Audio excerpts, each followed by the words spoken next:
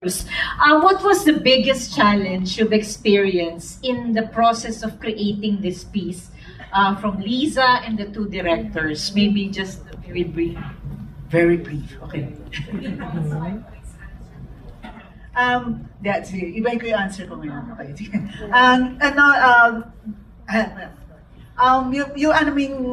Rizal, no, for example. At first, Nina wasn't very much into the Rizal thing. But ironically, it was she who asked me a very important question. What would Rizal have said if he saw Kai? So actually, sa kanya nanggaling yung tanong. So sabi ko, nga, no? Kasi syempre tayo, nasanay na tayo na si Rizal, nire-revere natin and everything. Pero, nga naman, from a different point of view, tinignan natin kung ano ba talagang concept natin ng heroes. Yun. At paano nga tinatrato yung ating mga OFWs. Ganon. Sa atin, no, in terms of the collaboration between the Germans and the Filipino, na meron din Swiss, Dutch, and all sa side nila, no.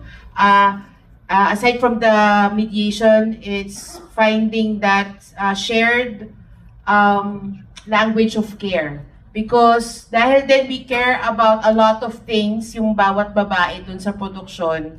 So iba-iba yung paraan. So may tension minsan and all. But eventually, how to find that shared nga na care language kung saan dun kami nagkakasundo. Marami mang intensity, iba-iba man ang pinagdadaanan or pinanggagalingan. Pero dun sa goal, para alagaan yung kwentong pinataw sa atin or pinaglalaroan natin, yun yung naging goal namin para magkasundo at matapos tong palabas na ito at mapanood nyo siya.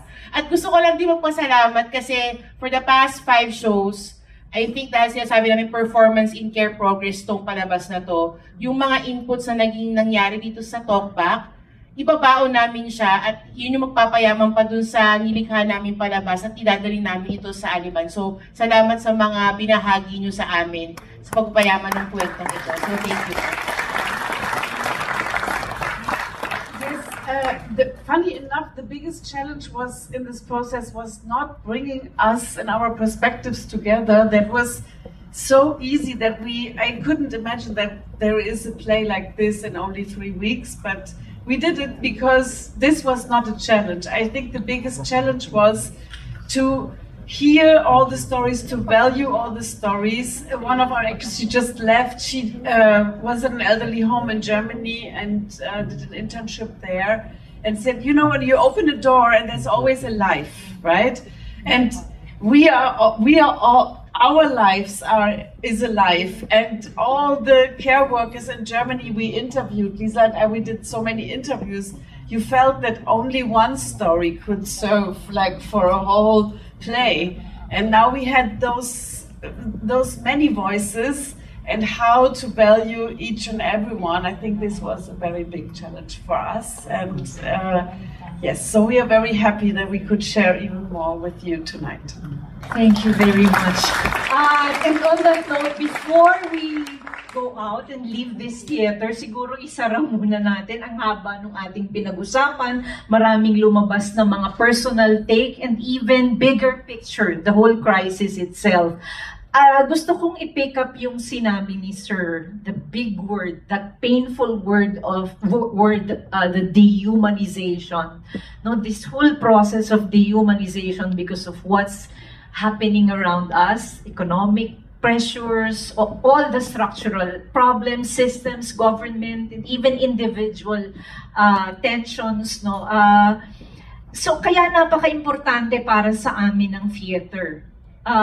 Ng performance na ito. Doing this is our way of humanizing the narrative of care, humanizing the stories of those people who are in pain, of the elderly, of those who feel they are a burden to society, humanizing the painful stories of choices so that it becomes acceptable, and humanizing this whole idea of care. Kasi nga nagkakaroon tayo ng disconnect.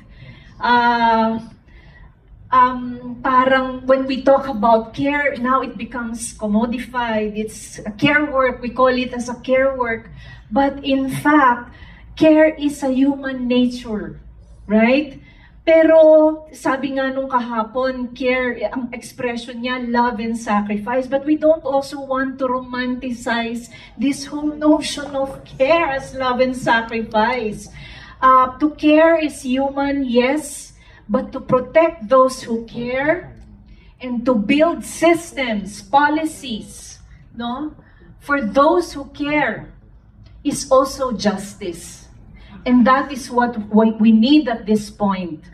The personal is the political, and we do them both. We reflect on them from the personal level, but we also act on them as a community, as a collective, and as human beings. And on that note, thank you very much for your participation.